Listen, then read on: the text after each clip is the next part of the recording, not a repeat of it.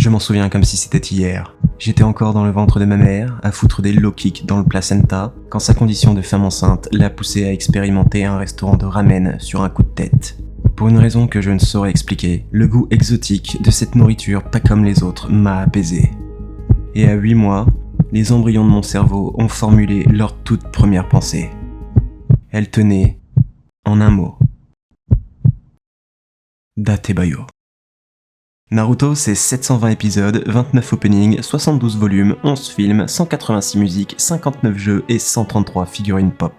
C'est 10 milliards de revenus estimés, 15 ans de parution hebdomadaire, et aujourd'hui encore, le 6e manga le plus vendu au monde. Naruto, c'est une œuvre, un auteur, un personnage. C'est le premier amour de beaucoup, la porte d'entrée dans l'univers des animés pour pas mal, et un classique incontournable pour tous. Naruto, c'est une manière de courir, de vivre et de grandir. C'est l'ancien prince du Jump, une bouffée de nostalgie imparable et le plus flamboyant symbole de l'esprit shonen. Mais je pense qu'en essence, si on devait résumer, Naruto, ça serait surtout ça.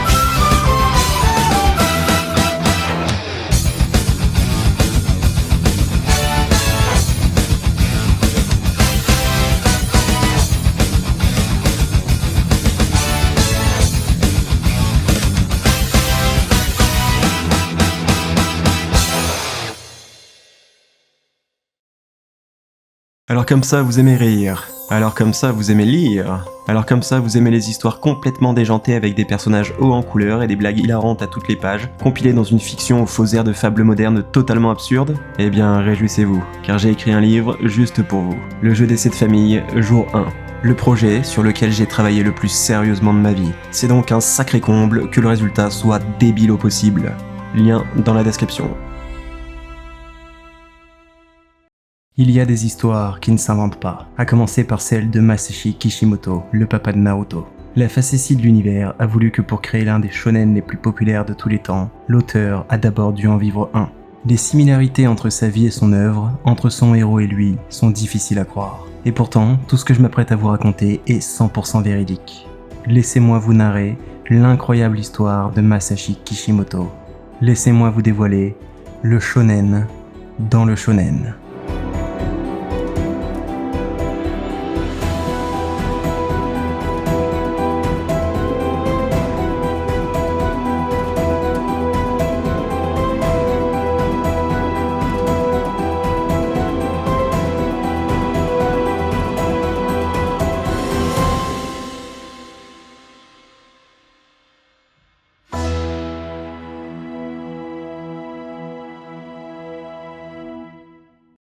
Masashi Kishimoto est un homme qui a toujours su faire les bons choix. Pour commencer, même quand il n'était encore qu'un fœtus, il a humblement décidé de ne pas becqueter son frère jumeau dans l'utérus de sa mère. Et faut reconnaître que c'est quand même chic de sa part, puisque Seishi, le jumeau maléfique, aura pu vivre, découvrir les joies de l'amour, du speedball et de la pizza ananas, mais aussi dessiner 666 Satan et Blazer Drive. Deux mangas sympathiques, bien qu'évidemment beaucoup moins populaires, parce que de toute façon, comme on le verra un peu plus tard, Naruto n'a jamais connu qu'un seul rival. La venue au monde des jumeaux se fait plus dans la souffrance que la félicité. Primo, parce que nos amis japonais ne croient pas trop à la péridurale, la majorité d'entre eux pensent qu'il s'agit d'un Pokémon. Mais surtout, parce que les Butchu sont nés prématurément. Ils avaient tellement d'avance qu'ils sont passés à 2 doigts de nous quitter direct. La légende raconte que le Toubib et les sages-femmes ont dû réaliser une passe à 10 pour pouvoir les placer en couveuse juste à temps. L'histoire commence donc sur les chapeaux de roue, et pas les chapeaux de paille. Non, sérieux, ça aurait pu être tragique. Et cette naissance en grande pompe n'est que la première ressemblance avec un certain héros. Masashi a lui aussi grandi dans un petit village très communautaire. Situé dans la préfecture d'Okayama, la coutume locale voulait qu'on traite absolument tout le monde comme le saint. Aussi, chacun s'entraidait avec le sourire, que ce soit pour couper du bois ou récolter du riz. Le village fonctionnait comme une véritable famille. Et la MIF avait une tradition rigolote. Pour leur premier anniversaire, on plaçait les enfants face à 3 objets. Un abac, un pinceau et une bonne grosse liasse de bifton.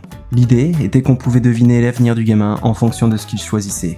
Quand leurs parents les lâchèrent, Seishi n'hésita pas une seule seconde et se jeta sur l'argent avant de se rouler dedans. Masashi, en revanche, prit son temps. Il jugea chaque objet quelques instants avant de finalement opter pour le pinceau. Puis, comme il n'était quand même pas fou, le mioche, il attrapa les billets dans la foulée.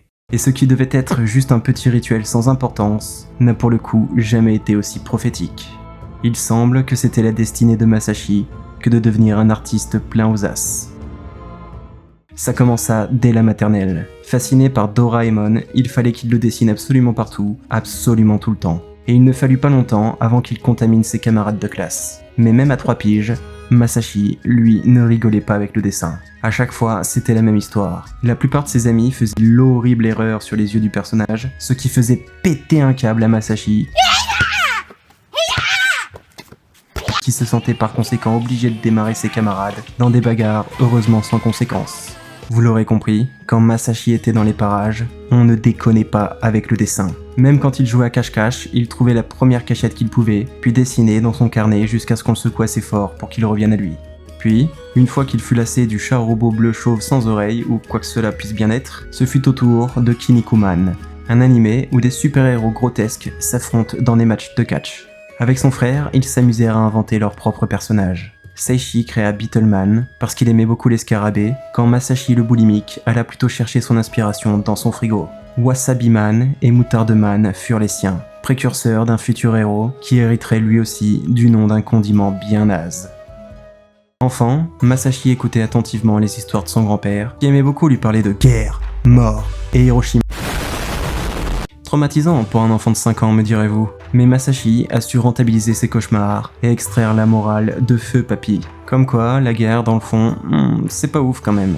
Ce qui lui servira d'ailleurs à nous pondre 30 ans plus tard l'antagoniste le plus apprécié du manga, qui sera lui-même le vecteur de l'arc le plus populaire de Naruto. Comme quoi, même si je sais que personne n'en a envie, ça a parfois du bon d'écouter les vieux. On ne sait jamais ce qu'ils pourraient raconter entre 2 conneries. Alors, je ne saurais dire si c'est un secreto criteru, un critère secret, mais j'ai tout de même la vague impression que les mangaka les plus célèbres au monde grandissent dans une certaine pauvreté.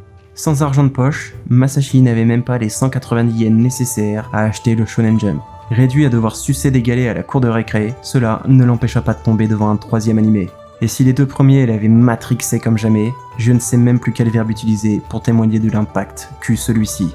Dragon Ball changea sa vie. Après avoir poncé chaque épisode, Masashi reproduisit absolument tous les personnages de la série dans une bonne douzaine de cahiers avant d'ériger un hôtel à la gloire d'Akira Toriyama, son nouveau dieu sur Terre. Pareil, quand il découvrit l'existence des jeux Dragon Quest, avec les personnages dessinés par le maître, le garçon fit tout ce qu'il put pour qu'un camarade lui prête console et jeu, qu'il s'empressa de finir à 100%, plusieurs fois d'affilée. Si le dessin était la mèche, Toriyama fut l'étincelle. À cette époque, Masashi rêvait déjà de manga, et ce devint rapidement plus qu'une simple lubie pour lui. Parce que dès la primaire, le pauvre dut se faire une raison. Il n'était vraiment pas fait pour l'école. Certains diraient même qu'il s'avérait con comme un jambon. Toujours bon dernier de la classe, et ce peu importe les énergumènes présents, cela finit par créer un gros sentiment d'infériorité chez lui. Et, à l'instar du héros qu'il créera bien des années plus tard, lorsque Masashi annonçait fièrement lors de la rentrée qu'un jour, il deviendrait mangaka, tout le monde rigolait en lui assurant que c'était impossible. Sauf qu'au vu de sa détermination, peu de choses allaient pouvoir se mettre en travers d'un homme et son rêve. Qu'est-ce qui pourrait bien l'arrêter? Une femme? Pff, me faites pas rire. Du sport? Bon là ça devient juste débile. Ah ben non, c'est bien ça. Au collège, Masashi se fit un ami bien spécial. Pas tant parce qu'il adorait le baseball, mais parce qu'il était orphelin. Et celui-ci le convainc de le rejoindre dans son club. Sans doute en jouant la carte du « tu sais, moi j'ai pas de parents ». Mais ce qui se fit sur un coup de tête devint vite une passion dévorante. Tellement qu'elle désintéressa Masashi des mangas. L'ironie voulut qu'il s'y soit sérieusement investi après avoir vu Torch, un animé où deux jumeaux se mettent à faire du baseball et après que l'un meurt, l'autre connaît une carrière fulgurante. Légèrement obsessionnel sur les bords, il n'eut rapidement plus rien à faire. À force de taper dans une balle, Masashi en vint à perdre la boule. Il envisagea même pendant un instant de se débarrasser de Seishi. Après tout, c'était comme ça que ça se passait dans l'animé. Sans même le réaliser, Masashi se détourna de sa première passion. Entre les entraînements, les matchs et les stages, il ne trouvait plus le temps de dessiner. La douce époque où il passait toutes ses journées à gribouiller dans ses carnets semblait révolue. Les jours, semaines et mois s'écoulèrent ainsi, sans que Masashi ait touché à un seul crayon. Vous n'avez pas idée à quel point nous sommes passés tout près que Naruto ne voit jamais le jour. Mais je vous l'ai dit, la vie de Masashi Kishimoto est un shonen. Elle s'accompagne donc d'un fatalisme inébranlable. Quand il commença à trop s'éloigner de son chemin, la destinée elle-même descendit sur terre pile au bon moment pour lui foutre des petits coups de genoux dans les côtes tout en lui soufflant « Hé, psst, psst, regarde un peu par là vite fait !» Et ce jour-là, quand Masashi tourna la tête, il découvrit quelque chose de plutôt banal pour le commun des mortels, mais qui pour lui allait décider du reste de sa vie. L'affiche du film Akira. Une émotion indicible. Masashi se retrouva complètement fasciné par le poster. À deux doigts de faire une syncope, il resta planté devant pendant plus d'une heure, subjugué par la composition de l'illustration, admiratif devant le réalisme de la perspective. Rien, absolument rien, ne l'avait autant captivé depuis les dessins d'Akira Toriyama. Le jour même, il quitta son club de baseball et recommença à dessiner. À partir de ce moment, Masashi Kishimoto n'aurait de cesse d'essayer de se rapprocher de ce niveau. La dernière année de collège passa en un éclair, aussi fallut-il rentrer au lycée. Ce qui est une formalité chez nous est une autre paire de manches au Japon et plus globalement en Asie. Là-bas, pour rejoindre un bon lycée qui permettra ensuite d'intégrer une prestigieuse université, ça se fait sur concours. Alors, Masashi bûcha comme jamais il n'avait travaillé de sa vie. Je vous parle de mitochondrie, de courant électrique en circuit continu et du théorème de Thalès version papillon. Et tous ces efforts ne furent évidemment pas récompensés. Con comme une pile, il échoua lamentablement. Ce fut à peine s'il réussit à écrire son nom, ce qui le déprima pas mal sur le moment.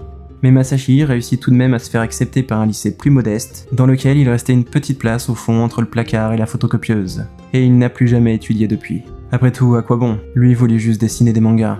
Perso, moi non plus, je vois pas l'intérêt. Seulement, même dans ce domaine, le bougre était à la bourre. Il savait que des jeunes de 15 ans venaient de remporter coup sur coup le prestigieux concours Hope Step du Shonen Jump. Alors, il commença un peu à s'affoler de son retard. En seconde, Masashi s'activa. Il décida que les équerres, les rapporteurs et les compas, c'était pas pour lui, et il acheta du matériel de dessin à la place. Puis, il se mit au boulot.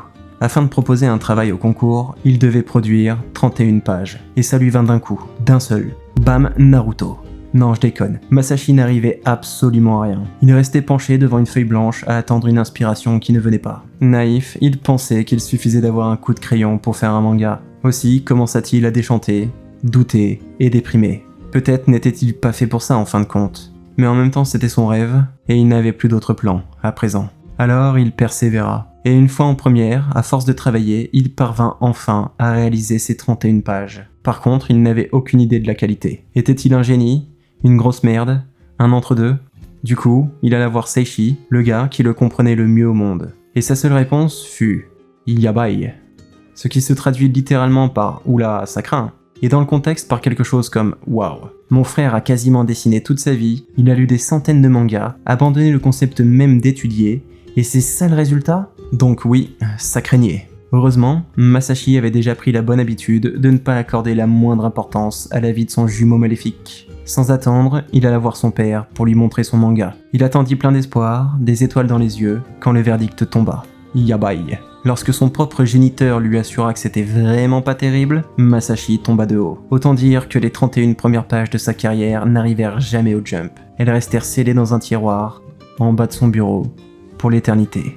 Mais Masashi n'était pas du genre à abandonner facilement. Obstiné, il ne pensait qu'à remporter le concours du Jump. Il n'avait jamais rien autant voulu de sa vie. Alors, il continua à faire d'autres mangas, d'autres histoires, pour s'entendre dire la même chose à chaque fois. Yabai, Yabai, Yabai. Et comme il ne faisait que dessiner, ses notes en pâtissaient. Sur sa classe de 39 élèves, il occupait la mal aimée 38e place. Même pas assez bon pour être dernier. Mauvais à l'école, mauvais en manga, pas plus doué en amour, il n'avait rien, absolument rien pour lui. Ses chances d'intégrer une université étaient maigres, celle de gagner le concours du Jump, ridicule. La situation n'aurait pas pu être pire. Mais encore une fois, Masashi n'était pas homme à se laisser abattre. Il ne s'embarrassait pas de pensées trop compliquées. Son raisonnement dépassait rarement le stade du « bof, ça va sûrement s'arranger d'une façon ou d'une autre, c'est obligé. Tiens, ça ne vous rappelle pas quelqu'un par hasard ?» Si Masashi ne sombrait pas dans le désespoir le plus total, malgré sa situation catastrophique, c'est parce qu'il avait un plan, le coquin, une arme secrète. Même quand son prof principal le surprit en train de dessiner dans son cours et l'assura qu'avec ses notes il n'entrerait jamais à la fac, Masashi répondit « TKT frérot. Voyez-vous, depuis la primaire, il y avait bien une matière où il s'en tirait avec les honneurs, les arts plastiques. » Quand je crée, ce n'est pas moi qui vais vers la toile, c'est la toile qui vient vers moi. Donc, il s'était convaincu qu'il rejoindrait une université d'art. Hop, problème réglé. Et par chance, celle qu'il visait ne demandait qu'une lettre de motivation, et le reste de la sélection se faisait sur une épreuve pratique. Il fallait réaliser un dessin d'après des modèles sculptés. L'examen arriva vite, Masashi fit de son mieux, puis attendit les résultats, de plus en plus anxieux. Et pour la première fois de sa vie, comme il se sentait au fond du trou, il se tourna vers le ciel. Ses mains se joignirent, quand il pria.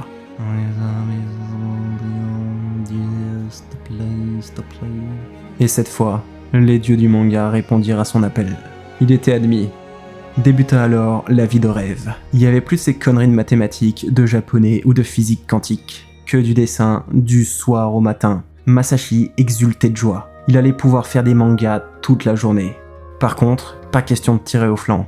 En première année, à 19 ans, il visait toujours le prix du Jump. Et s'il était con comme un transat, au moins Masashi avait le nez fin dans son domaine. Il sentit que le marché s'orientait vers les samoumous, les samouraïs. Alors, il plancha dur sur un manga du genre. Il y mit son cœur, son âme et ses tripes. Et alors qu'il était sur le point d'achever un long travail de plusieurs mois, il découvrit que de nouveaux jeunes auteurs hyper talentueux avaient eu la même idée. Le Jump venait de publier Kenshin le Vagabond, qui rencontra un succès immédiat. Et de son côté, Hiroaki Samura venait de remporter le premier prix avec sa nouvelle série, L'habitant de l'infini. Sûrement un coup de chance, se dit Masashi. Seulement, en lisant le manga de Samura, il se rendit compte que ça n'avait strictement rien à voir avec le travail d'un débutant. Il n'avait pas ressenti pareille émotion depuis Akira. Et ça, pour le coup, ça lui entama bien le moral. Quand il compara les mangas des autres aux siens, la différence de niveau lui donna la nausée. Même si cette fois il avait au moins eu le courage d'envoyer son travail au Jump, il était totalement passé inaperçu. Ce fut à ce moment que Masashi le réalisa. La route pour devenir Hokage, mangaka, n'était pas une mince affaire. Plus compliqué que prévu ces conneries. À défaut de prix, Masashi passa sa première année de fac dans le doute et l'angoisse. Mais dès la deuxième, il sympathisa avec deux senpai, deux mentors, deux petits prodiges qui rivalisaient pour s'arracher les récompenses réservées aux jeunes auteurs. Ils étaient en fait si prometteurs que des responsables éditoriaux suivaient de très près ce qu'ils faisaient. Deux hommes qui, sans surprise, sont aujourd'hui des mangaka professionnels. Masashi eut une chance de kokuzu. Ouais, je suis pas sûr que ce soit ma meilleure celle-là. Il put leur rendre visite aussi souvent qu'il voulait pour s'abreuver de leur savoir, de leurs petits secrets de fabrication, mais aussi et surtout de leur retour sur ses planches, ce qui lui permit de progresser en un temps record. Pourtant, malgré toute cette expérience gratuite, alors que la fin d'année se profilait, Masashi demeurait encore au point mort. Il avait beau se démener et de mieux en mieux saisir tout ce qui constituait un manga, il n'arrivait toujours pas à comprendre ce qui faisait défaut au sien. Peu à peu, il finit par accepter qu'il n'était pas capable de produire une œuvre intéressante. Et soudain, sa passion, ce qu'il adorait faire plus que tout au monde, devint un calvaire, un fardeau. Pour la première fois de sa vie, Masashi vit le manga comme quelque chose d'effrayant et d'insurmontable. Il en vint même à avoir peur de dessiner. Et alors qu'il était au plus bas, un soir, des amis lui rendirent visite. Dans leurs mains se trouvait le dernier Jump. Une toute nouvelle série venait de commencer. Un petit manga de sport qui faisait déjà un peu parler de lui. Slam Dunk, que ça s'appelait. La petite bande commença à lire et Masashi vit la joie illuminer leur visage. Quand ils eurent fini, ils étaient tous unanimes. Slam, ça déchirait. Masashi fut pris d'une irrésistible envie de leur poser une question. La question. Celle qui l'effrayait au plus haut point, mais le taraudait aussi comme aucune autre. D'autant plus que c'était de très bons amis qui connaissaient bien les mangas et qui ne lui mentiraient pas. Alors, il se lança. Quelle est la différence entre Slam Dunk et mes mangas ? Demanda-t-il. Et voici ce qu'ils répondirent. Quand on lit, on comprend que Takehiko Inoue est passionné par le basket. Il dessine avec plaisir et ça se ressent. Mieux encore, il écrit en disant à ses lecteurs « Hey, regardez ce que je fais, c'est génial, il faut vraiment que vous le lisiez. » Quant à tes mangas, ils sont... comment dire ? On voit que t'aimes ça, que tu le prends au sérieux, mais on ne ressent pas de joie. Tu donnes l'impression d'un type qui écrit pour lui-même et laisse ses lecteurs dans un coin. On ne trouve pas chez toi la volonté d'être lu. Waouh. Non mais c'est les descendants de Shakespeare, c'est pas tout quoi. J'ai rarement entendu un retour aussi pertinent perso. Toutefois, pour être sûr, Masashi reposa la question à d'autres personnes et eut plus ou moins la même réponse. Alors, après tout ce temps, il commença enfin à entreapercevoir un aspect fondamental qui manquait à son art. Il s'inquiétait des personnages, du scénario, des thèmes, de la mise en image, des plans de vue, des onomatopées, des effets visuels, des techniques de perspective, de l'occupation du champ et de tous les paramètres complexes qui constituent un manga. Mais il en avait oublié l'essentiel. Prendre du plaisir. C'était ça qui comptait vraiment. Requinqué et toujours bien décidé à remporter le prix d'une revue, Masashi, autant inspiré par Dragon Ball qu'Akira, hésitait encore entre shonen et seinen. Il se retrouvait souvent à produire bien malgré lui un travail bâtard, mélangeant les codes des deux genres. Il savait qu'il devait choisir, mais son cœur balançait constamment. N'ayant d'autre choix que de faire une pause, il sortit, acheter un bento et le Jump. Et en le feuilletant, il découvrit que ce soir allait être diffusé le premier épisode d'une série populaire, Ninku. L'histoire de Fusuke, un garçon de 12 ans qui s'avère être un puissant guerrier mélangeant kung-fu et ninjutsu. Oui, une histoire de ninja. Masashi s'installa devant son poste avec son petit plat en face de lui. Il attrapa les baguettes, prêt à prendre une première bouchée quand l'épisode commença. Et là, le trou noir. Ironiquement, ce fut l'épisode qu'il dévora, complètement médusé. Et quand il revint à lui, 20 minutes plus tard, ses baguettes étaient toujours dans sa main, un morceau de viande au bout. Voilà, c'était ça. Ninku combinait parfaitement shonen et seinen, aussi bien dans l'histoire que dans le style. Et même s'il ne le savait pas encore, ce manga, déjà très apprécié, allait devenir la principale source d'inspiration de quelque chose d'infiniment plus grand. Bon, même s'il venait de résoudre son souci de style, Masashi visait toujours un prix, une récompense qui lui accorderait le crédit dont il rêvait maintenant depuis trop longtemps. Et tant qu'à faire, autant cibler le meilleur. Le Hope Step Award du Shonen Jump. Accompagné d'une récompense de 500 000 yens, soit environ 3000 €, le prix a été remporté par des petits noms pas très connus comme Yoshihiro Togashi, Akira Toriyama ou encore Eiichiro Oda. Il s'agissait donc de se montrer à la hauteur. Alors Masashi plancha comme un forcené sur un tout nouveau projet, Karakuri, une histoire où des êtres humains sont modifiés en androïdes pour devenir des armes mortelles. On retrouvait déjà sa patte, avec beaucoup de sang, Orochimaru, mais aussi des concepts inédits comme Ratatouille sous crack. Et pour un premier essai, c'était pas dégueulasse. Seulement, la compétition allait être rude. Des centaines de prétendants travaillaient eux aussi d'arrache-pied, tapis dans l'ombre. Et cette année, l'examinateur n'était nul autre que Hirohiko Araki, l'auteur de JoJo's Bizarre Adventure. Autant dire que pour surprendre le mec qui dessine des combats de pattes, il fallait envoyer sévère. Et Masashi envoya. Par la poste. Et attendit. Les jours passèrent, mais pas le stress. Le jeune auteur n'en pouvait plus. Que ce fût en cours, avec ses potes ou seul, il avait l'esprit ailleurs en permanence. Parfaitement incapable de penser à quoi que ce soit d'autre. Il se réveillait la nuit et reconsidérait son travail en jugeant que jamais cette daube ne pourrait remporter le prix, avant d'aussitôt changer d'avis et de se dire « Eh mais en fait c'est pas si mal, alors pourquoi pas après tout ?» Puis, 6 jours avant la publication des résultats, Masashi apprit une terrible nouvelle. Un ami du lycée, qui connaissait un ancien lauréat, lui assura que celui-ci avait reçu un coup de fil du rédacteur en chef du Jump pour l'informer qu'il avait gagné 1 semaine à l'avance. Alors, Masashi dut se faire une raison. Ce n'était toujours pas pour lui. Totalement déprimé, il arrêta d'aller à l'université et passa toutes ses journées à jouer à Dragon Quest, la seule chose qui pouvait encore un peu le calmer. Mais une petite voix intérieure lui soufflait ce qu'il voulait entendre. Si les responsables contactaient le gagnant trop en avance, il prenait le risque de voir la nouvelle se répandre avant l'heure et que les perdants crient au scandale et à la manigance. Si ça avait été lui, il aurait contacté le vainqueur le jour même, ou la veille à la rigueur. Bercé par ses propres illusions, Masashi retrouva un peu de courage. Puis arriva la veille du grand jour. Le jeune homme attendit toute la journée, collé au téléphone, prenant seulement quelques pauses pour aller voir sa boîte aux lettres. Mais rien. Le soir, il se retourna sans cesse dans son lit, incapable de tenir en place. Et quand enfin, après plusieurs heures, il commença à trouver le sommeil, la sonnerie du téléphone retentit. Il bondit de son lit, décrocha dans la seconde, son cœur sur le point de rompre. Allô? Oui bonjour, c'est José de la rédaction du Jump.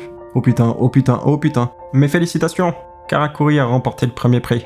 Masashi crut faire une crise cardiaque. Et d'un coup, il se réveilla. Tout ça n'était qu'un rêve. Et non, c'est pas une blague. Masashi Kishimoto a bel et bien rêvé de sa victoire. Et quand il se réveilla, il faisait déjà jour, et son cœur battait toujours aussi fort. Il se leva, s'habilla et se dirigea seul vers le combiné de son quartier. À chaque pas, il y croyait de moins en moins. Et quand il poussa la porte d'entrée, il n'avait presque plus d'espoir. Mais ce fut plus fort que lui. Quand il vit la pile des jumps, son cœur se remit à tambouriner. Les mains tremblantes, à 2 doigts de s'évanouir, il parvint tant bien que mal à en acheter un, avant de se mettre aussitôt à tourner les pages avec une nervosité extrême. Tandis qu'il essayait de trouver le verdict, une page attira son attention. Tiens, mais cette planche, je l'ai déjà vue, non? Il fallut de longues secondes avant que son cerveau ne digère l'information. Son cœur s'arrêta. Mais ce dessin, c'est le mien? Masashi Kishimoto venait bel et bien de remporter le prestigieux premier prix du Jump. Il oublia aussitôt les gens qui l'entouraient et se mit à crier. Pris de frissons, incapable de formuler des mots, il se précipita dehors et sans savoir pourquoi, il lança le Jump de l'autre côté de la rue. L'espace d'un instant, l'ancien joueur de baseball avait inconsciemment repris le dessus. Les riverains le regardaient avec autant de mépris que d'incompréhension, mais il s'en battait royalement les steaks. À 21 ans, après de nombreuses tentatives et encore plus d'échecs, Masashi venait enfin d'accomplir quelque chose. Son objectif. La première marche, le conduisant à son rêve. Comme il le dit lui-même, ce fut le plus grand moment de sa vie. Étudiant sans le sou, Masashi pouvait à peine se payer des tubes de peinture pour ses cours. Du coup, pour économiser, il était forcé de les diluer autant que possible, ce qui lui valait des remarques désagréables de ses profs sur chacun de ses projets. Mais à présent, non seulement il avait reçu plusieurs milliers d'euros, mais en plus un éditeur allait l'accompagner dans son voyage. Un homme du nom de Yaagi. Et celui-ci ne perdit pas de temps. Il lui demanda aussitôt de préparer un one-shot. Masashi s'exécuta et accoucha vite de Michikusa, un tranche de vie où Akira, un écolier, et ses potes tombent sur un portefeuille rempli et dépensent la thune pour combler leurs petites envies puériles, ce qui finit par leur attirer des problèmes. Alors bien sûr, on n'oublie pas d'où on vient. Dans ce manga aussi, il y a un animal sous crack. Et si là le pitch vous parle pas tant que ça, c'est normal. Voyez-vous, Michikusa accusait un défaut un brin handicapant. C'est que c'était de la merde. Pire encore, c'était loin d'être un shonen. Rejeté. Mais Masashi n'en prit pas ombrage. Il savait que c'était le parcours normal pour un jeune mangaka que d'avoir des ratés au départ. Et quand Yagi lui dit de faire un vrai shonen, il se remit au travail dans la joie et la bonne humeur, pour faire Asian Punk, dans lequel un androïde pas très grand chasse des fantômes avec une énorme hache. C'est de la merde, rejeté. Mais Masashi ne perdit pas espoir. Il eut une idée. Il se dit qu'il allait tout simplement remanier Karakuri pour en faire une version 2.0. Verdict, c'est de la merde, on ne comprend rien à cette histoire, rejeté. Et là par contre, l'enthousiasme de Masashi s'effila sérieusement. Il en vint à se demander si son prix ne reposait pas sur un coup de chance au final. Pire encore, il se sentait coupable de ne pas se montrer à la hauteur des attentes de son éditeur. Et celui-ci le ressentit sans doute, car il lui fit parvenir une lettre de 2 pages, avec toute une série de conseils et astuces indispensables pour faire un shonen. Touchante, celle-ci concluait en disant à Masashi de s'accrocher car il avait du talent, ce qui lui arracha quelques larmes dans ce moment difficile. Aujourd'hui encore, Masashi conserve soigneusement cette lettre pour la relire de temps en temps. En tout cas, elle eut le mérite de le sortir de sa torpeur. Remotivé, il entama une toute nouvelle histoire. Et cette fois il le sentait. C'était la bonne. Yagi se déplaça même pour l'occasion. Masashi lui rendit son travail, content de lui, quand le verdict tomba. Yabai. Tiens, ça faisait longtemps qu'il l'avait pas entendu celle-là. L'éditeur enfonça le clou lorsqu'il ajouta que ce qu'il tenait entre les mains n'était même pas un manga. Et là, ça fit mal. Vraiment. Commença alors la période la plus sombre et triste de l'histoire de Masashi Kishimoto. Fraîchement diplômé, tandis que ses amis décrochaient leur premier travail, lui, qui vivait encore au crochet de ses parents, avait décidé que ce serait mangaka ou rien.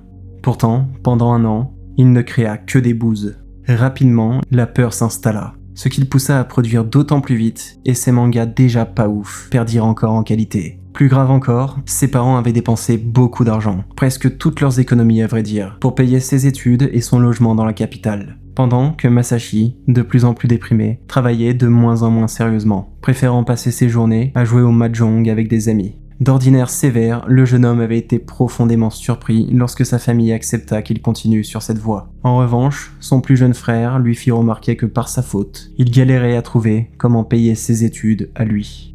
Masashi était au fond du trou.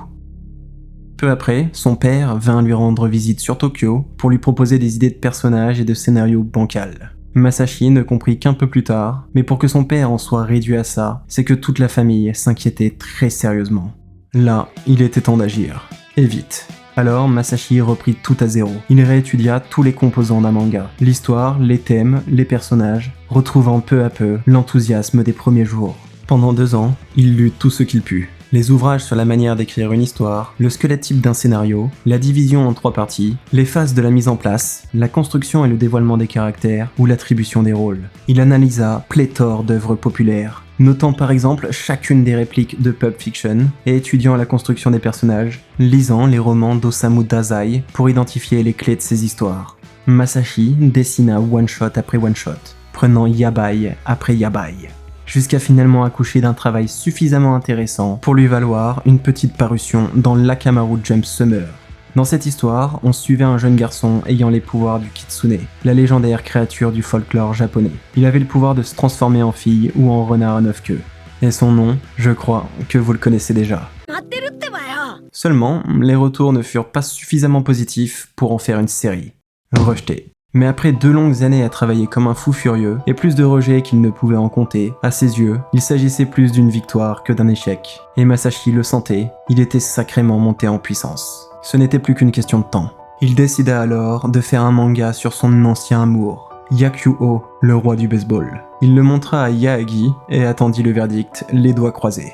C'est intéressant mais un peu triste. Par contre, je suis surpris. Je pensais pas que tu pouvais écrire quelque chose sur ce ton-là. On dirait que tu as fait une mue. Enfin, son éditeur n'avait pas envie de gerber en lisant son travail. Masashi était aux anges. Mais son histoire fut encore rejetée par les responsables, jugée beaucoup trop lourde pour un shonen. Et là, notre Masashi, il était sous les sucrés. Certes content de s'être amélioré et d'avoir tapé dans l'œil aguerri de Yaagi, mais exaspéré de se faire encore rembarrer pour la 100e fois. Soit, au grand mot, les grands remèdes. Il décida d'abandonner l'idée de faire un shonen et prépara un seinen. Mario, une trépidante histoire de mafia, ou de plomberie, je sais plus trop. Mais c'était sans compter sur son éditeur, qui lui proposa plutôt de faire un bon vieux shonen des familles. Vraiment, fit Masashi, qui avait vu tous ses projets se faire chier dessus les uns après les autres. L'histoire ne raconte pas comment, mais Yaagi parvient bel et bien à le persuader de tenter une ultime fois. Ce serait la dernière. Aussi, Masashi commença à dessiner un one-shot du nom de Magic Mushroom. Mais au milieu du projet, Yaagi l'appela encore pour lui dire d'arrêter direct. Une place venait de se libérer dans le Jump, ils avaient un coup à jouer. Il lui dit alors de préparer une toute nouvelle série, prête pour une publication hebdomadaire. Masashi commença à se dire qu'on se foutait un peu de sa gueule. Mais en japonais, tu commences sérieusement à m'emmerder frérot avec tes idées merdiques, se traduit par « Oui, bien compris monsieur, oui, je vais faire comme ça alors, oui. » Seulement voilà. Après des années à tout essayer, Masashi se retrouvait encore une fois à la case départ. Il avait des qualités, son travail avait sérieusement progressé, mais il manquait quelque chose de crucial. Comme on dit, Kishimoto a besoin d'essence. Voilà ce qu'il devait trouver. L'essence d'une œuvre qui se démarquerait naturellement du reste. Il lui manquait le thème, l'idée centrale qui allait changer la donne, le petit coup de pouce, l'infime je ne sais quoi qui élèverait toute son œuvre. Même si le temps était compté, Masashi chercha une idée pendant des semaines. Mais il avait beau passer en revue toutes ses options, rien ne lui parlait. Les pirates, déjà pris. Les samouraïs, pareil. Les chasseurs de trésors, idem. Pourtant, l'apprenti mangaka avait l'intime conviction qu'il manquait actuellement un thème essentiel au paysage du manga. Quelque chose de bien japonais en plus. Il l'avait sur le bout de la langue. Le déclic se produisit une semaine plus tard, dans un restaurant de viande grillée. Là-bas, ça s'appelle yakiniku. Maintenant, laissez-moi vous faire une reconstitution de comment ça s'est passé. Délicieux ce yakiniku. Yakiniku? Kiniku? Niku? Ninku? Oh putain les ninjas. Ninku s'étant terminé après 9 volumes, Masashi avait le champ libre. Par contre, ce qu'il n'avait plus, c'était du temps. Il ne restait que 2 minuscules semaines avant sa deadline. Masashi devait faire au plus vite. En fait, même avec les meilleures intentions du monde, il ne voyait pas comment il allait pouvoir créer une histoire de toute pièce en 14 jours. La tâche était tout simplement insurmontable. Mais, et ce sera la dernière fois que je le dirai, la vie de Masashi Kishimoto est un shonen. Échouer n'a jamais été une option. Forcés de reprendre et réutiliser tout ce qu'ils pouvaient, les éléments s'emboîtèrent comme par magie. Les ninjas, Ninku, le seul one-shot qui avait un peu plu avec ce héros qui n'abandonnait jamais, son village communautaire, son ancien ami orphelin, les histoires de son grand-père, et bien sûr, tous les précieux conseils de ses amis, de ses senpai et de son éditeur. Honnêtement, dans un monde normal, ça n'aurait jamais dû marcher. Si vous mélangez tous les aliments que vous aimez, vous n'obtenez pas le meilleur plat au monde, mais bien de la merde. Pourtant, alors qu'il dessinait jour et nuit, dans l'impossibilité de faire une pause pour prendre du recul, Masashi réalisa quelque chose. Ça faisait une éternité qu'il n'avait pas pris autant de plaisir à dessiner. Il ne savait même pas exactement à quand remonter la dernière fois. Karakuri, Dragon Ball, Wasabi Man, Doraemon. Quand enfin, Masashi put reprendre sa respiration, nous étions déjà rendus au dernier jour, et par miracle, il venait de finir son projet juste à temps. Exténué, il se rendit au rendez-vous conclu avec Yagi et lui remit ses chapitres, parfaitement incapable de prédire ce qu'il allait en penser. Et pour la première fois, son éditeur, d'ordinaire impassible, laissa échapper un sourire avant de rendre son verdict. Des mots que Masashi Kishimoto n'oublierait jamais. Parfait. C'est juste parfait. Yagi, à l'instar de tous les éditeurs du Jump, savait parfaitement de quoi il parlait. Ce manga allait faire un carton, il en était convaincu. En fait, il entendait déjà les tambours. Et pourtant, aussi ambitieux fut-il, même dans ses rêves les plus fous, il restait loin, mais alors encore très loin du compte. Ce n'était pas un simple vent de fraîcheur qu'ils allaient amener dans le Jump, mais une tornade.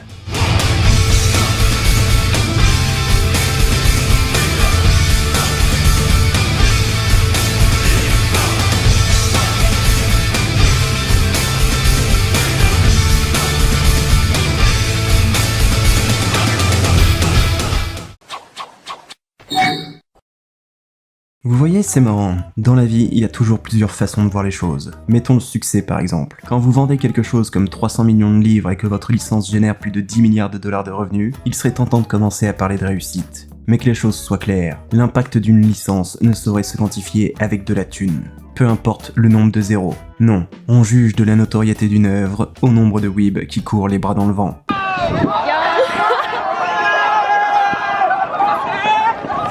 Voilà qui en dit plus que n'importe quel nombre. Que le Naruto Run soit mondialement connu, et autant repris par des streamers lors d'un événement caritatif que par des dégénérés lors de la planification du raid de la zone 51, est la preuve irréfutable que l'œuvre a marqué ce monde de son empreinte.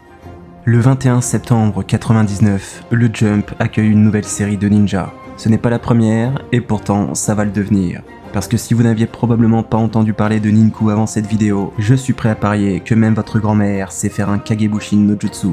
46. C'est le nombre de clones qu'elle atteint, et aussi le nombre de pays touchés par le virus Naruto. Même au Yémen, les pirates faisaient la gueule quand ils ne trouvaient pas les bons volumes dans les bagages des otages. Mais bien sûr, tout commence toujours au Japon. Et plus précisément dans le Jump, où tous les mangas se voient attribuer un classement chaque semaine sur une vingtaine de séries au total. Un environnement des plus sains, où ne règne absolument aucune compétition, où les mangaka ne sont pas prêts à vendre un rein ou un gosse pour gagner quelques places, et où les œuvres qui finissent dans le bas du tableau plusieurs fois d'affilée ne sont pas du tout brutalement arrêtées d'un coup, sans pitié. Et au milieu de cette guerre impitoyable, Naruto obtient une moyenne de 3,7 sur 20, avec 700 chapitres. Ce qui peut sembler un brin moyenasse du fiac, mais croyez-moi, est remarquable. Attention, je sors l'info de mon chapeau, comme beaucoup trop souvent me direz-vous, mais à ma connaissance, dans l'histoire du Jump, seuls 2 shonen ont eu un meilleur score. Dragon Ball, avec 3,29, à une époque où il y avait moins de concurrence directe, et One Piece, que personne ne pourra jamais tester. 2,34 de moyenne sur 1123 chapitres. Chapeau. Mais 3,7, c'est déjà plus que respectable. Malgré un départ un peu mitigé avec des hauts et des bas, ce qui est quasiment obligatoire pour une nouvelle série, Naruto connaît une très belle stabilisation à partir du chapitre 154, ce qui correspond au moment où il commence à maîtriser son jutsu emblématique, le Rasengan. Et si vous avez remarqué cette période des plus prospères, l'âge d'or de Naruto, elle correspond à l'arc de ce bon vieil hipster de Pain, suivi du sommet des 5 Kage. Pendant une bonne centaine de chapitres, soit plus de 2 ans, le manga ne descendit pas en dessous de la 3e place. Un exploit rarement atteint par ses pairs. Enfin, s'il faut encore vous convaincre du succès critique de l'œuvre, le manga a été nominé pour le prix culturel Osamu Tezuka, ce qui s'apparente aux Oscars dans le domaine, et il a remporté bon nombre de récompenses. Le Quill Award ou le Manga Barcelona Award, pour ne citer que. Et Masashi Kishimoto a même été sacré par l'agence des affaires culturelles du ministère de l'éducation du Japon, ce qui équivaut plus ou moins à devenir chevalier des arts et des lettres chez nous. Et cette popularité est d'autant plus impressionnante que lorsque Naruto débarque dans le Jump, il entre dans la cour des grands, des très grands. Le prince du tennis, Hikaru no Go, Kenshin le vagabond, Shaman King, Yu-Gi-Oh!, Hunter x Hunter. Pas sûr qu'il y ait de la place pour tout le monde. Pire encore, dans ce village surpeuplé, son Sasuke à lui n'est pas n'importe qui, mais ni plus ni moins que le créateur de la seule œuvre ayant réussi à détrôner l'intouchable Dragon Ball. Le nouveau dieu du manga, l'ambassadeur de la culture japonaise, une idole pour beaucoup, une divinité pour certains, j'ai nommé Monsieur Eiichiro Oda en personne. Et Masashi l'a révélé dans une interview. Un peu jaloux, quand il arriva, il ne voulait pas seulement égaler Oda, mais le dépasser. Haha ouais, c'est ça ouais. Allez, bon courage frérot, tu vas en avoir besoin. Et pourtant, la compétition va être beaucoup plus intense que quiconque aurait pu l'imaginer. Oda lui-même a avoué qu'il n'a jamais travaillé aussi dur qu'à l'époque de Naruto. Comme la série se hissait régulièrement en tête du classement, ça l'a poussé à faire de mieux en mieux, à chaque chapitre. La rivalité se faufila même dans des éléments importants, bien qu'insoupçonnés des deux œuvres. Quand Masashi devait faire gaffe à se différencier de One Piece autant que possible, en faisant par exemple en sorte que son héros revienne dans son village entre les arcs, au lieu de partir dans une longue aventure, Oda a aussi dû opérer certains changements. À la base, Sanji devait s'appeler Naruto, rapport aux sourcils. Mais Oda a très vite compris que ce nouveau manga de ninja allait devenir un pilier du Jump, et il a dû changer le nom au tout dernier moment. Et s'il ne l'avait pas fait, ça aurait été à Kishimoto d'opter pour un autre nom, un autre ingrédient du ramen. Et faut avouer que tranche de porc, c'est quand même moins stylé comme blaze. Oui, bon alors je sais, la rivalité entre Naruto et One Piece, c'est quelque chose. Et ça me peine de dire ça dans une vidéo sur Naruto, mais je vais mettre fin au débat une bonne fois pour toutes. Jamais, absolument jamais, Naruto n'a menacé de dépasser One Piece. Et ce, peu importe la métrique qu'on décide d'utiliser. À part dans un pays. Et pour le coup, il ne s'agit pas du Yémen. Les terres de l'oncle Sam, pour une raison que personne n'arrive à expliquer, vont connaître un engouement incroyable pour Naruto.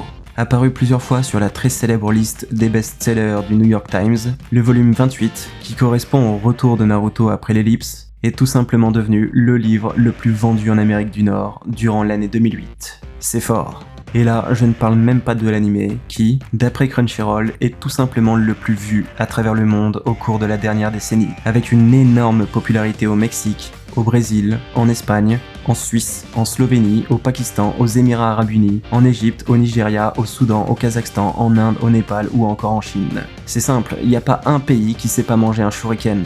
Tout ça pour dire que, contrairement à ce qu'on pourrait penser, la compétition entre One Piece et Naruto règne encore aujourd'hui. Mais si beaucoup croient que les auteurs du Jump sont dans une rivalité constante, sans doute parce que c'est bel et bien le cas, cela ne s'applique pas aux trois rois, les créateurs du Big Three, et encore moins à Masashi et Eiichiro qui ont toujours été bons amis. Et ça par contre, je crois que tout le monde l'a bien compris lors du chapitre final de Naruto. Perso, comme disent les jeunes, j'ai été choc-barre des baisers. Sur le moment, j'ai bugué. Faut avouer que c'est un brin ostentatoire quand même. Sur la toute dernière page du manga, au climax de l'épilogue, alors que c'est la première fois qu'on voit enfin la tête de notre héros préféré sculptée dans la montagne de Konoha, le symbole que tout le monde attendait depuis 15 piges, apparaît comme une tache, le Jolly Roger de Luffy, au milieu du front du plus grand ninja de tous les temps. Ça, c'est une sacrée déclaration d'amitié. Et pour la petite histoire, Oda savait que Kishimoto allait lui faire un hommage, mais il ne s'attendait clairement pas à ça. Il a été touché, bien sûr, mais aussi surtout effrayé que les lecteurs ne soient pas contents. C'était quand même la dernière page de l'ultime chapitre. Mais je pense que les fans étaient trop occupés à pleurer pour le remarquer. Et de son côté, Goda lui a rendu l'appareil. Seulement lui ne sait juste pas faire les choses simplement. La page de couverture du chapitre 766 de One Piece, publiée en même temps que le grand final de Naruto, est truffée de références. Certaines complètement évidentes, comme la robe de Nami, le ramen que dévore Luffy, ou le Naruto bien visible sur le dos de ce petit renard. Et d'autres, comment dire, plus odaesques. Déjà, Nami cache Naruto lui-même, qui a échangé son plat préféré avec Luffy, un très rare témoignage d'amitié de la part du chapeau de paille. Ensuite, s'il n'y a que 3 personnages, c'est pour avoir le Na de Nami, le Lu de Luffy et le To de Tony Chopper. Enfin, les inscriptions au mur sont tous des noms de plats proposés dans un restaurant de ramen. Mais si vous lisez le premier caractère de chacun, vous obtenez Na, Ru, To, Otsu, Kare, San, De, Shi, Ta. Soit Naruto, merci pour tout ce travail. Pour conclure, le titre de ce chapitre est Smile, sourire. ce qui est le message d'espoir et de positivité aussi bien véhiculé par Luffy que Naruto, et sans doute ce qui les rapproche le plus. Ça y est, après 15 ans de bons et loyaux services, Naruto tire sa révérence, offrant enfin à Masashi l'opportunité de partir en lune de miel, même s'il s'est marié 12 ans plus tôt, laissant un vide dans le cœur de beaucoup. Seulement, si vous n'avez pas écouté, ce qui serait surprenant, sachez que Naruto ne mourra jamais. Bien sûr, il y a le fiston, Boruto, qui a pris la relève, et même si ça ne plaît pas à tout le monde, faut avouer que voir les darons Naruto et Sasuke sauver leurs enfants respectifs, ça fait toujours son petit effet. Il y a aussi de magnifiques jeux qui continuent d'apparaître, ou d'encore plus sublimes OAV pour célébrer le 20e anniversaire de la licence. Et puis, si vous n'êtes pas au courant, il y a un autre truc en préparation. Si j'ai bien compris, il s'agit de 4 épisodes spéciaux retraçant les grands moments de l'histoire de notre blond préféré. Mais même sans tout ça, Naruto ne saurait disparaître. Que ce soit dans le cœur des fans de la première heure, dans la démarche des enthousiastes qui refusent de courir normalement, ou dans l'esprit des weebs vieillissants, qui parfois, lorsqu'ils ferment les yeux, revivent certains moments.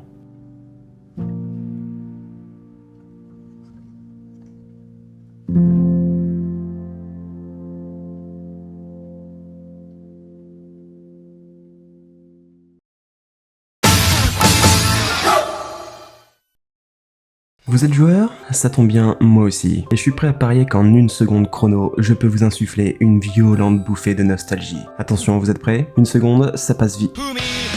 Voilà, vous me devez 3000 balles. Mais comme j'ai le sens des affaires, je vais vous en donner pour votre argent. Je vous ai promis une balade nostalgique et croyez-moi que vous allez la voir. En 720 épisodes, il s'en passe des choses. Et pourtant, je suis aussi prêt à parier que vous vous souvenez très bien quand Naruto entend l'émouvant discours d'Iruka puis se ramène avec ses cousins. Quand il boit du lait périmé depuis 7 ans et est pris d'une violente chiasse. Quand il vole le premier baiser de Sasuke devant tout le monde. Quand Kakashi fait une technique interdite que personne n'a jamais pu oublier. Et surtout pas ce pauvre Naruto. Quand un coup, le narcissique offre une séance d'acupuncture gratuite à Sasuke et que ça ne plaît pas trop à Naruto qui crie à l'injustice. Quand Zabuza pleure puis emprunte un kunai qu'il ne rendra jamais avant de taper un 100 mètres N. Quand Sakura se fracasse le crâne pour éviter le bisou volant de Lee. Quand Kabuto se lance dans un exposé alors que personne ne lui a rien demandé. Quand tout le monde triche au bac. Mention spéciale à Naruto, ce beau gosse qui sera le seul à ne pas avoir répondu à la moindre question, à la grande surprise de l'autre BG de la pièce. Quand Gaara est officiellement présenté comme le mec le moins drôle de l'examen Chunin. Quand Sakura oublie sa place et passe à 2 doigts d'être utile. Quand Orochimaru, ce coquinou, montre qu'il n'en a strictement rien à foutre de l'espace personnel des autres. Quand Sasuke veut imiter la technique de Lee sur un illustre inconnu, sauf qu'il se souvient au dernier moment qu'il ne l'a jamais vu et décide finalement d'improviser. Ou encore quand Temari affronte Tenten dans un combat épique au possible.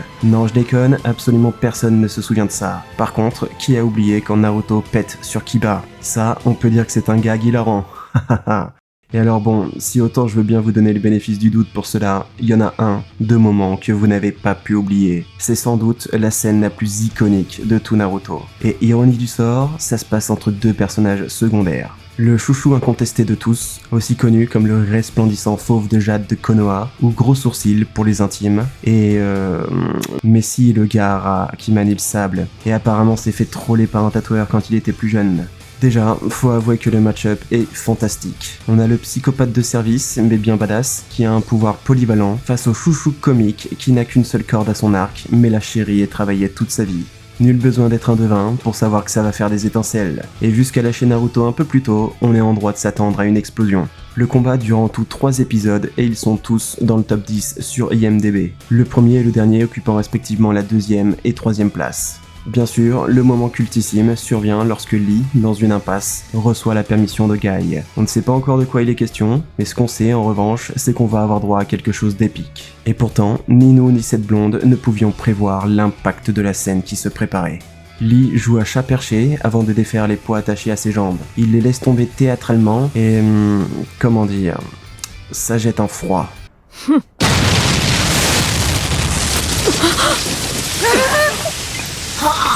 Silence religieux dans la salle, une fois qu'on a mis de côté le bruit tonitruant que font 2 masses d'une tonne fracassant le sol.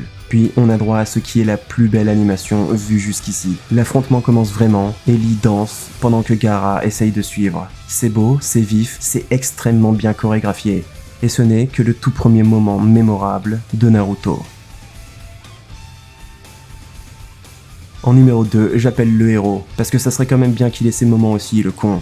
Bon, je pourrais parler de la surprise qu'il réserve à Neji lors de leur match, de la première fois qu'il invoque Gamabunta, ou bien du coup de boule magistral qu'il fout à Gaara pour lui remettre les idées en place. Zizou serait fier. Mais aussi sympa soit-il, ces moments n'arrivent pas à la cheville de ce qui suit. Une scène si marquante qu'elle aura solidifié à elle seule la place du manga parmi les incontournables du Jump. Après un entraînement intense, Naruto finit par maîtriser la technique la plus badass qui soit, le Rasengan, ce qui en japonais se traduit approximativement par la sphère spirale de ses grands morts, inventée par nul autre que Papou le Sublime, qui aura mis 3 ans à la développer. En plus d'être stylée au possible, elle convient parfaitement à Naruto, dont le nom, Uzumaki, se traduit par tornade, tourbillon ou encore spirale. Tiens, j'ai comme l'impression qu'il y a un lien. Et la manière dont il parvient enfin à répondre à l'impossible problématique de cette technique lui demandant de regarder en même temps à droite et à gauche, grâce à ses clones, est à la fois intelligente et originale, en plus de lui correspondre parfaitement. En prime, le bougre se paye le luxe de nous montrer son nouveau bébé en sauvant Tsunade des griffes de l'intello que personne n'a jamais pu blairer. Et ça, c'est un plan légendaire. Celui qui, à mon sens, symbolise le mieux l'esprit shonen de toute l'œuvre. Un autre moment légendaire est le grand retour de notre ninja préféré, d'autant plus qu'il va être associé au style de kung-fu le plus populaire qui soit, le point ivre. Lee bourré contre Kimimaro est un pur concentré de plaisir, ne serait-ce que pour l'humour dont il fait preuve, ses esquives matrixiennes ou ses combos aussi créatifs qu'imprévisibles. Et comment conclure de plus belle manière la première partie de Naruto qu'avec le prophétique affrontement fraternel. Bon, les animés only ont dû subir 3 douzaines d'épisodes composés à 97% de flashbacks, mais franchement, ça valait le coup, parce qu'en échange, ils ont été royalement servis. L'animation est superbe. Pour l'époque, dans un animé hebdomadaire, c'est tout simplement du jamais vu. Et le décor est parfait. La vallée de la faim prête autant de symbolique qu'un terrain de jeu fertile pour que les animateurs nous en foutent plein les yeux. Bon, là j'allais faire un jeu de mots avec Sasuke et Bukake, mais finalement c'est pas venu. Ça arrive aussi. Tout ça pour dire que voir 2 ninjas courir sur l'eau entre 2 tatanes titanesques, ça fonctionne toujours. Surtout lorsqu'on rajoute Kyuubi dans l'équation. C'est d'ailleurs pourquoi ce type d'environnement à queue est souvent réutilisé lors des combats importants. Et quel combat! Aujourd'hui encore, je me souviens de ce superbe pile driver. The Undertaker serait fier. De quand Naruto arrête de rigoler, et Sasuke réalise qu'il a peut-être fait une connerie finalement. Du premier enchaînement de Naruto vénère, qui transforme Sasuke en machine à sous, du sens de l'équilibre des deux, c'est pas donné à tout le monde de faire ça, de quand Sasuke pense avoir une chance grâce à sa triple virgule et son tatouage tribal, juste avant de se prendre ça. De l'horrible transformation de Sasuke, sans doute l'une des pires jamais créées, dans quel monde Kishimoto s'est dit que des ailes mains ça serait cool, et bien sûr, de l'échange final. Sans exagérer, il s'agit assurément d'un des moments les plus anthologiques de l'histoire des animés. J'en vois pas beaucoup pour lui tenir tête. De quoi parfaitement conclure la première partie de Naruto. À partir du moment où on ne compte pas les 84 fillers qui suivent, bien sûr. Mais tout ça n'était qu'un prologue, parce qu'on rentre ensuite dans le dur avec Shippuden. Et force est de constater que tout le début est un banger. Le retour de Naruto, voir l'évolution de Konohamaru, Sakura et tout le monde, la version 2 du test des clochettes de Kakashi, qui est forcé de prendre ses élèves au sérieux cette fois, Gaara, apparemment plus chill après être devenu Kazekage, en même temps ça se tient, l'apparition de nouveaux membres de l'Akatsuki, qui comme d'hab peuvent pas s'empêcher de foutre la merde, ou bien ce fight.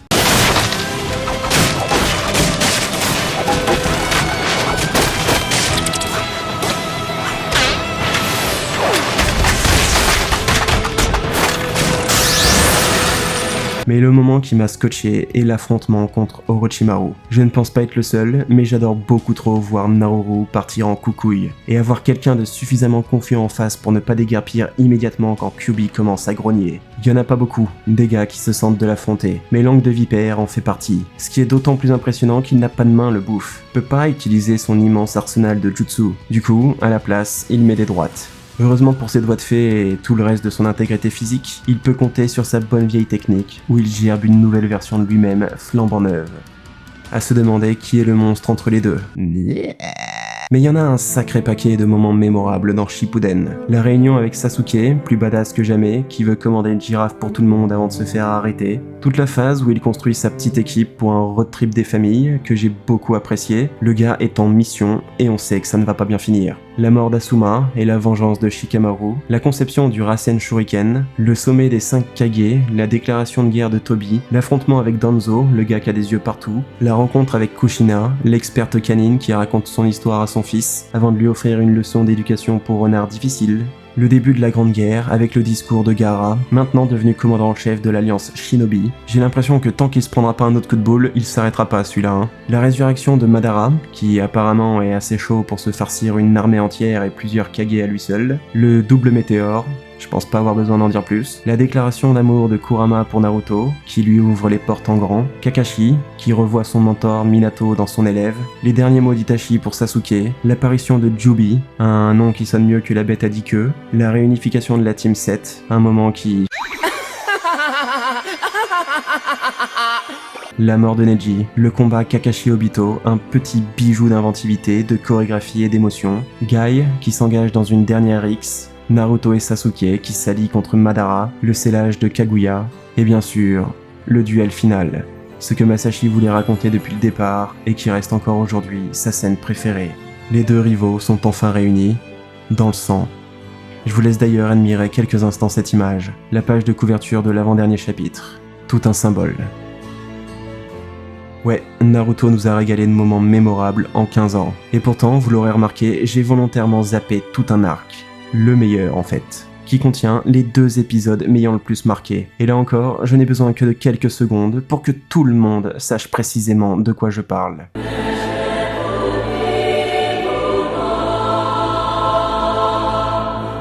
L'arc de Pain est de loin le plus réussi, celui qui mérite une place dans le panthéon des tout meilleurs qu'on ait vu dans un shonen. C'est pas une coïncidence si parmi le top 10 des épisodes sur IMDb, 4 d'entre eux font partie de cet arc. Sachez quand même que j'inclus dedans tout ce qui se passe à partir de l'introduction de Pain jusqu'à sa défaite, ce qui comprend également l'affrontement fraternel entre Sasuke et Itachi. Un moment qu'on attendait depuis l'épisode 3. Heureusement, ça n'aura pris que 235 épisodes, soit quasiment 4 ans, pour en arriver là. L'occasion pour Sasuke de finalement révéler sa technique ultime à ce moment-là. Kirin, ce qui est le japonais pour girafe, mais aussi et surtout une créature légendaire issue de la mythologie chinoise. Entre le cerf et le dragon, il est un symbole d'harmonie et représente le triomphe de la justice.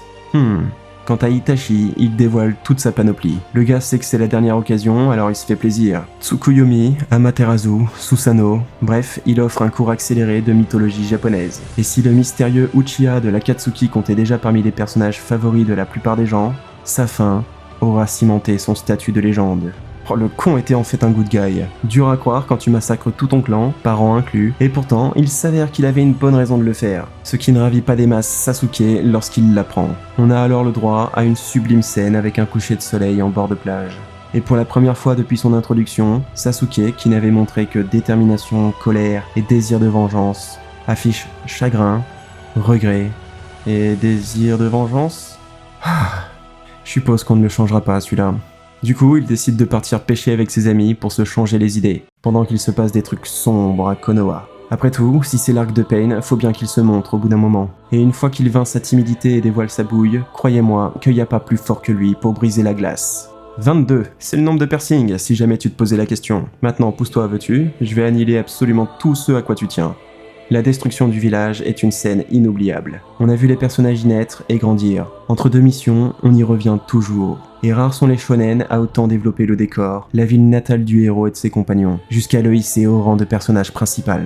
On connaît intimement la montagne, l'école, la boutique Dino, le restaurant de ramen Ichiraku, les sources thermales, la librairie, le cimetière, l'orphelinat, l'hôpital et le petit appartement de Naruto. Et tout ça, ça dégage. Pain s'improvise paysagiste, et lui, il n'aime pas trop le relief. Il préfère quand c'est bien plat. Mais il commence quand même plus ou moins en douceur, détruisant les bâtiments, rasant les institutions, tuant les habitants qu'on suit depuis plusieurs années par paquet de 80. Et personne n'est en sécurité, même Kakashi semble y passer. Et quand tout ça survient après la mort de 2 personnages importants, ça installe une incertitude dans l'esprit du spectateur. Oui, ça semble étrange que le sensei de Naruto puisse nous quitter aussi facilement, mais en même temps, Kishimoto vient de nous montrer qu'il était parfaitement capable de buter des gros noms. Y a pas à dire. Voir le village et ses habitants, qui forment une véritable famille, se faire massacrer les uns après les autres, ça fait quand même quelque chose.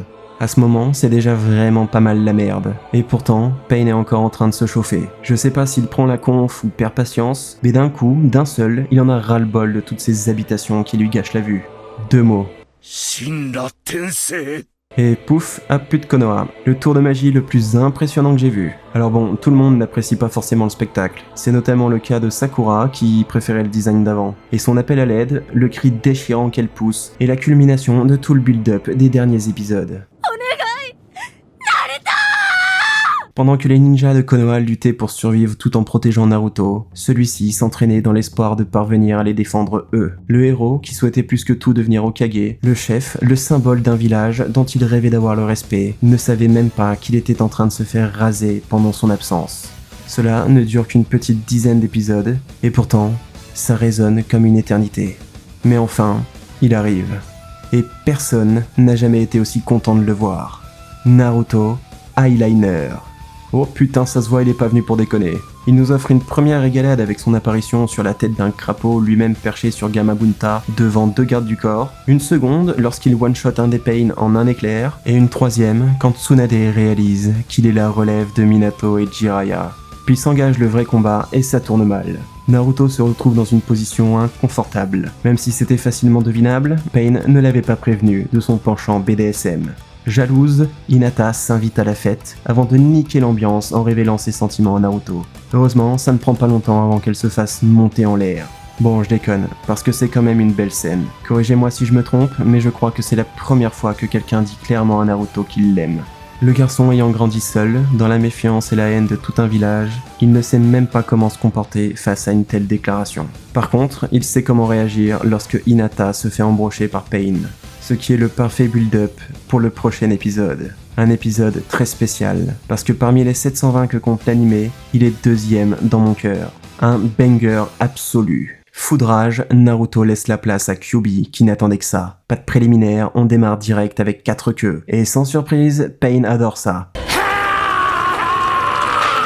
Le studio savait que les fans attendaient au tournant, et ils ne se sont pas foutus de notre gueule. Ils ont sorti les fouets pour forcer les équipes à bosser 25 heures par jour. Et ça se voit. L'animation est superbe, et la mise en scène magnifique. Que ce soit dans le fond ou la forme, on atteint ce qui se fait de mieux. Ça commence avec ce que je pense être le meilleur duel de tout Naruto. Pain, possesseur du Rinnegan, leader de l'Akatsuki, un des ninjas les plus accomplis au monde, face à Kyuubi, catastrophe naturelle, allégorie du feu, de la rage et de la destruction. Le ninja le plus puissant qu'on ait vu jusqu'ici, face à la créature ultime.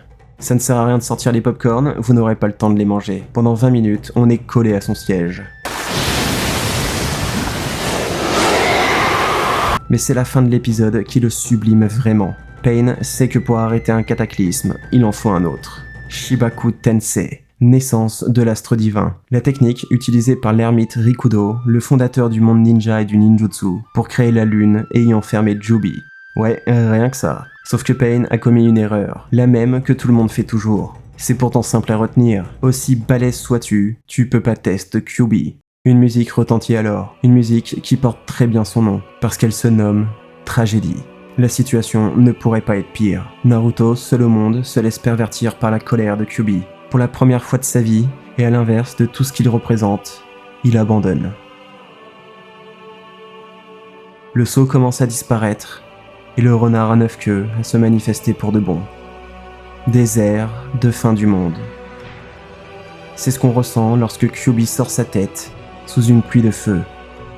Yamato est en panique totale, réalisant qu'il ne pourra rien y faire. Et Naruto, égaré, s'apprête à abattre la dernière barrière, à libérer le démon, à détruire ce pourquoi ses parents se sont sacrifiés. Puis, dans une ultime scène, débarque Minato. Et nous, on sait, mais tout ce que voit Naruto, c'est le manteau sur lequel est inscrit son titre, 4e Hokage. Sauf que le légendaire ninja de Konoha, l'un des hommes que Naruto admire le plus, l'appelle d'une voix douce, aimante et paternelle. Naruto. Pouah, 10 sur 10, j'aurais pas fait mieux. J'ai beau revoir la scène en boucle, j'ai des frissons à chaque fois.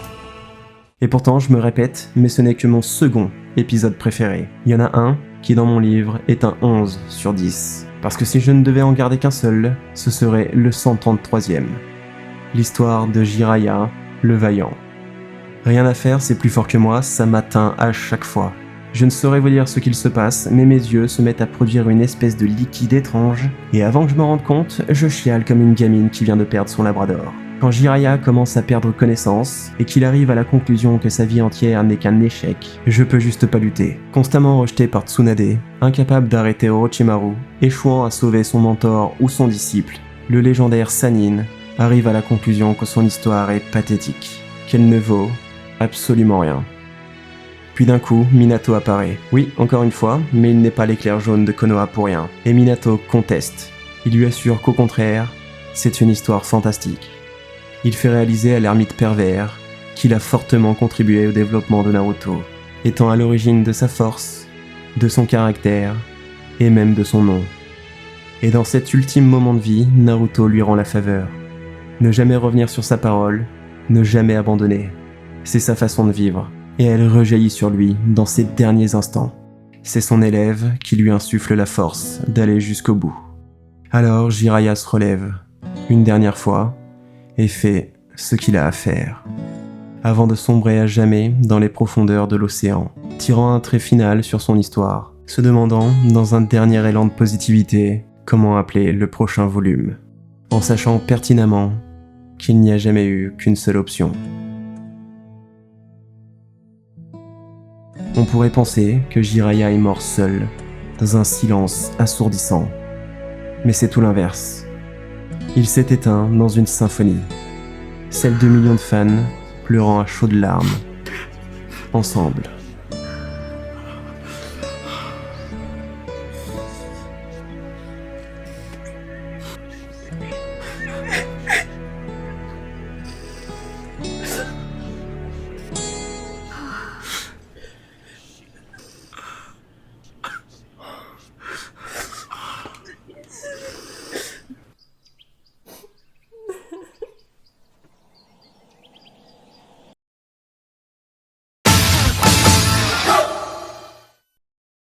Savez-vous quelle est la différence entre des œufs mimosa et un bon shonen? Les œufs, on maîtrise. La recette est connue, suffit de la choper et de l'appliquer sans foutre le feu à la cuisine. Par contre, aujourd'hui encore, personne ne peut déchiffrer la méthode pour créer un succès assuré dans le Jump. Alors comment expliquer celui totalement démentiel de Naruto? Qu'est-ce qui fait que Ninku n'a jamais réussi à dépasser les frontières de l'archipel quand Naruto a provoqué un raz-de-marée ayant balayé les 5 continents? Est-ce dû au héros, au renard, au village, au shuriken, au jutsu, à Hinata, l'inventrice du Uwu, au sex symbole Orochimaru, à je suis trop cool pour que tu me causes Sasuke, à Be Water my friend Rock Lee, à wow frérot je sais pas ce que t'as pris mais tes yeux sont chelous là, ou plus simplement à l'action, au thème, à la symbolique, ou bien au message. Peut-être est-ce plutôt les incessants efforts effectués par Kishimoto pendant de nombreuses années qui l'ont finalement amené à être capable de dessiner une histoire attractive toutes les semaines. Ou alors était-ce juste la destinée? Après tout, le rituel l'avait prédit. Bébé Masashi avait choisi le pinceau et l'argent. La seule chose de sûre, c'est que des phénomènes comme Naruto, on peut les compter sur les doigts d'une main. Alors, 10 secondes bordel, voulez-vous? Déjà, les ninjas, banger total. Ils sont mystérieux, ils sont exotiques, ils sont badass, et ils lancent des putains d'étoiles métalliques tranchantes dans tous les sens. Non mais excusez-moi, mais qu'est-ce qu'il vous faut de plus en fait? Parenthèse inutile, mais est-ce que certains se souviennent de ça?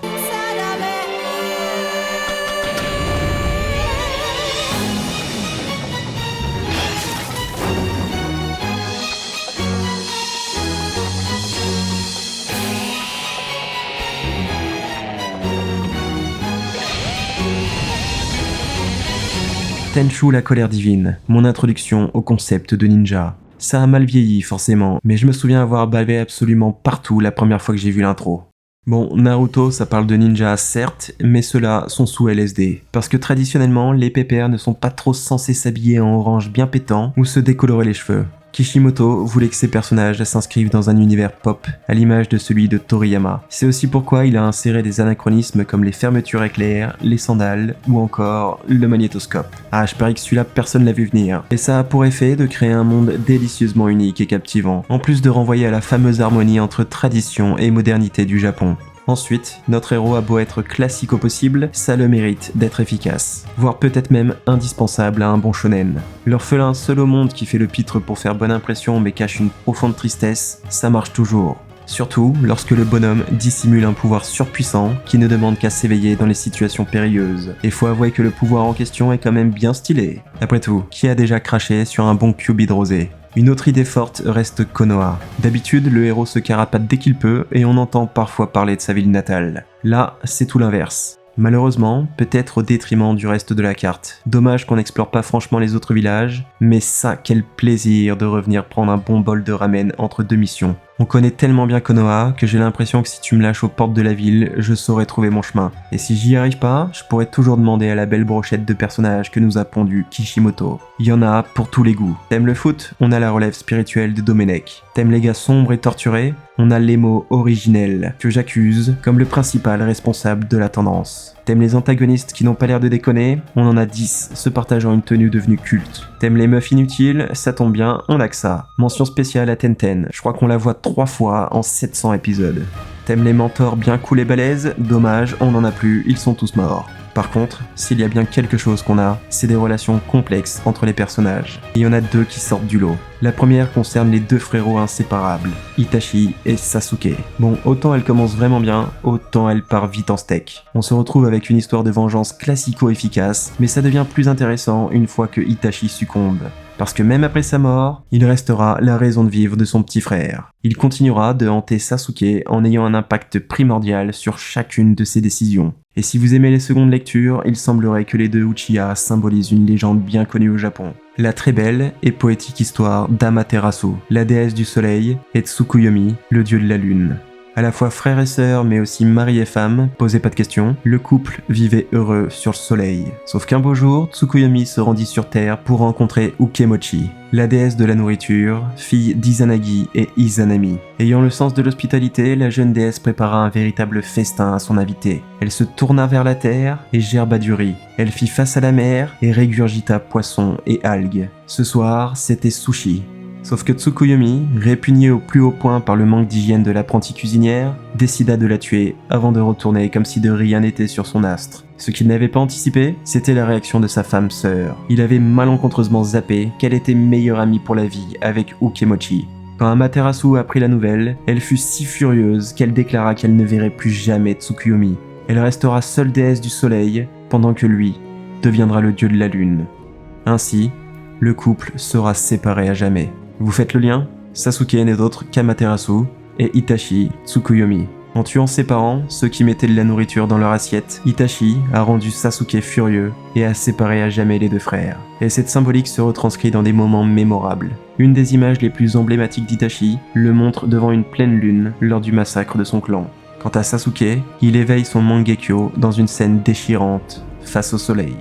Mais si la relation entre les 2 frères est sympa, elle n'arrive pas à la cheville de celle des 2 fauves. Me demandez pas pourquoi, mais c'est ça, Naruto. L'examen de Chunin, l'Akatsuki et tout le reste n'existent que parce qu'il fallait bien vendre des volumes. Mais au fond, tout ce que Kishimoto voulait raconter, c'était la relation entre les 2 personnages principaux. À ma gauche, Naruto, le ninja qui se sent tellement seul que le premier jutsu qu'il a appris est le multiclonage. Appréciez l'ironie. Et à ma droite, Sasuke, le gamin qui a vu l'enfer de ses propres yeux et en tire ensuite ses pouvoirs.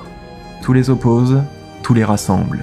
Nos 2 orphelins ont beaucoup plus en commun que ce qu'ils pensent, mais ils prennent des chemins discordants qui finiront par rentrer en collision. Il me semble que ça reste rare comme procédé dans une histoire, et a fortiori dans un shonen. Honnêtement, j'ai pas souvenir d'avoir déjà vu ça, où les protagonistes commencent amis, deviennent rivaux, puis carrément ennemis, si bien que leur affrontement conclut la série. Et en prenant un peu de recul, j'aime beaucoup l'idée. Peut-on faire plus dramatique ? Avoir un combat final contre un grand méchant qui a tué la famille du héros bien des années avant, c'est bien, c'est sympa, c'est cathartique. Mais devoir affronter son meilleur ami, un frère d'armes, quelqu'un qu'on veut avoir à ses côtés, c'est autre chose. Ça devient conflictuel, déchirant et tragique. Je me permets une légère critique, mais j'aurais préféré que Sasuke y reste. Caput Lucia. Évidemment, j'ai conscience qu'il s'agit d'un shonen, aussi happy ending oblige, mais je trouve qu'on aurait largement gagné à ce que Sasuke meure. Non seulement toute sa vengeance, son égoïsme et ses erreurs auraient été payés au prix fort, mais ça aurait aussi donné plus de sens à toute l'œuvre. Là, pour moi, ça retombe un peu comme un soufflet. Ça donne l'impression que ces 15 ans n'ont servi à rien. On revient juste au point de départ. La mort de Sasuke aurait fait rentrer l'œuvre dans une autre ligue, celle des fictions qui vous marquent à jamais. En plus de permettre à Naruto de profondément mûrir sous un nouveau prisme, il aurait réalisé son rêve de devenir Hokage en faillant à ce qu'il s'était promis de faire depuis tout ce temps. Mais bon, comme Kishimoto le dit lui-même, sa série parle du besoin de se souvenir des erreurs du passé pour ne pas les réitérer. Et si surmonter ces traumatismes comme le fait Naruto reste un peu naïf et idéaliste, ce genre de vision utopique se doit d'exister et être ardemment défendu dans un shonen. Le genre ayant pour mission d'être porteur d'espoir.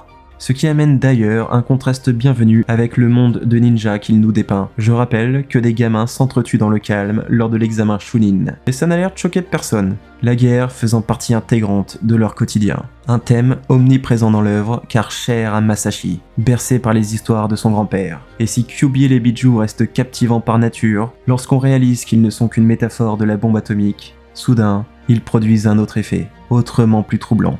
Et c'est également ce qui fait de Pain l'antagoniste le plus intéressant. Ces mots résonnent différemment quand on sait qu'après Hiroshima, le Japon est passé d'une nation belliqueuse de kamikazes fous au pays le plus pacifiste au monde.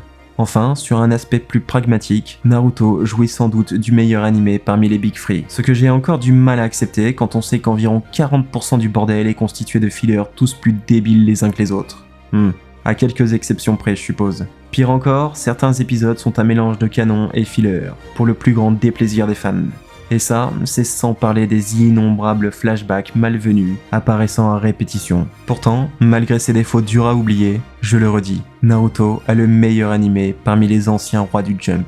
Et ça, on le doit à nul autre que Kishimoto. Parce qu'à la différence de beaucoup de ses pairs, le mangaka a été autant versé dans l'univers de l'animation que du manga. Fort de sa culture exhaustive, il a lui-même choisi le producteur et le réalisateur pour l'adaptation de son manga, n'hésitant pas à négocier sec avec les grands Manitou. Et comprenez par là, se mettre à genoux et supplier jusqu'à ce qu'il cède. Mais bien lui en a pris, car le résultat parle de lui-même.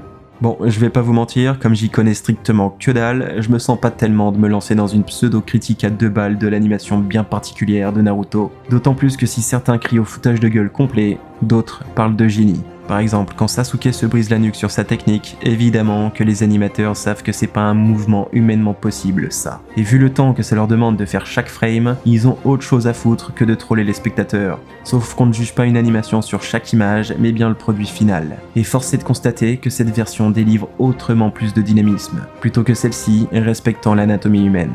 Alors autant celle-là les gens pardonnent, autant beaucoup crachent encore sur l'animation ridicule de Pain lors de son affrontement contre Kyuubi. C'est sûr, ça surprend, surtout dans un moment aussi important. Je suppose que c'est fait pour retranscrire la vitesse, la force et la colère surhumaine de Pain, mais je comprends aussi que ça sorte certains de leurs épisodes. Toutefois, avouez que c'est dommage de se limiter au physiquement possible quand on fait un animé. Et pour moi, ce genre de prise de risque est la marque des grands. Des experts qui veulent essayer de nouvelles choses, de ceux qui maîtrisent parfaitement leur médium. Mais même cette expertise n'importe finalement que très peu face à la véritable raison du succès de l'œuvre. Parce que si Naruto a su toucher autant de gens, c'est pour une toute autre raison. On ne vit qu'une seule fois. Et parfois, au lieu d'être une boîte de chocolat, la vie est une salope. Elle vous tabasse, vous submerge, vous enterre. Mais elle n'en demeure pas moins une chance. Unique, précieuse et infinie. Ces seules limites sont celles que vous vous imposez vous-même. Vous savez, au cours de votre existence, tout le monde cherchera à vous donner des leçons, même ceux qui n'ont jamais rien appris. Et pourtant, je réalise aujourd'hui que les plus belles que j'ai reçues, celles qui valaient vraiment la peine d'être entendues, proviennent de gens qui n'ont jamais existé. Des personnages pour certains, des modèles pour d'autres. Voilà la véritable raison du succès de Naruto. L'origine de la tornade, l'œil du cyclone. Parce que si Naruto et plus globalement les shonen ont conquis cette planète, ce n'est pas avec leur monde, leur histoire, leur style ou leurs personnages, mais bien avec quelque chose de beaucoup plus profond, plus intime, quelque chose qui parle directement à la fibre de ceux n'ayant pas peur de rêver, quelque chose que je peux vous résumer en 4 mots. Nana Korobi, Ya Oki. Ma citation préférée. Un antique proverbe japonais dont les origines se sont perdues avec le temps. Et il s'avère qu'il encapsule parfaitement la mentalité d'un certain héros. Le message d'un genre tout entier. 7 fois à terre, 8 fois debout.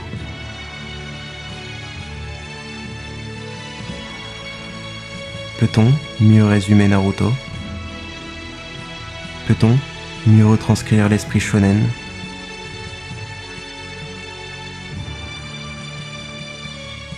Je sais que beaucoup ont grandi en suivant chaque semaine les aventures de ce gamin qui ne s'est pas abandonné. J'ai juste peur que trop peu aient compris ce que ça signifie. Alors, et ça peut sembler con à dire, mais soyez comme Naruto. Soyez shonen. De toute façon, qu'y a-t-il d'autre à faire? Paraphraser 720 épisodes n'est pas facile. Compresser 15 ans, impossible. Et pourtant, je pense que ça peut se faire en un mot, un seul. Vous savez auquel je pense, pas vrai? Alors pourquoi ne pas le dire ensemble cette fois? Vous êtes prêts? Datebayo.